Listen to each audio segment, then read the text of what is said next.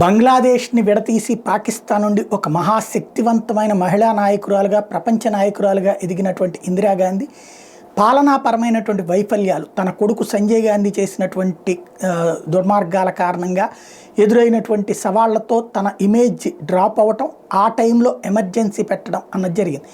ఆ ఎమర్జెన్సీ కారణంగా అంటే తన అభ్యర్థిత్వమే ఫెయిల్ అవ్వటం, తను దెబ్బతిన్నటువంటి సందర్భంలో ఎమర్జెన్సీ పెట్టుకొచ్చింది. ఆ ఎమర్జెన్సీ ద్వారా, వాస్తవంగా ఎమర్జెన్సీ అంటే రాష్ట్రపతి పాలన జరగాలి, కానీ ఎమర్జెన్సీలో ప్రధానమంత్రి పాలన నడపడం అన్నటువంటిది ఆమెకే చెల్లింది.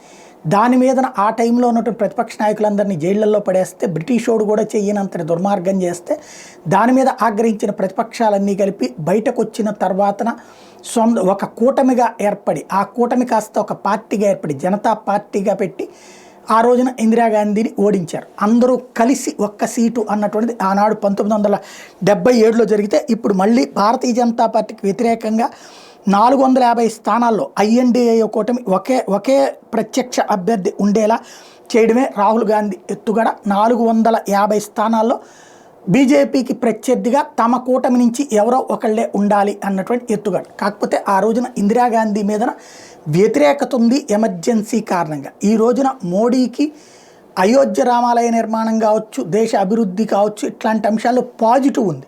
మరి ఆనాటి కళ ఆనాడు సాధ్యమైంది. But at the same time ఆ జనతా కాస్త, కూటమి కాస్త మొక్క చెక్కలైంది ఆ తర్వాత. మరి ఇప్పుడు ఈ కూటమి ఇప్పుడే ముందే గొడవలు పడుతూ ఉంది. మరి మోడీని దించగలుగుతుందా అనేది చూడాలి.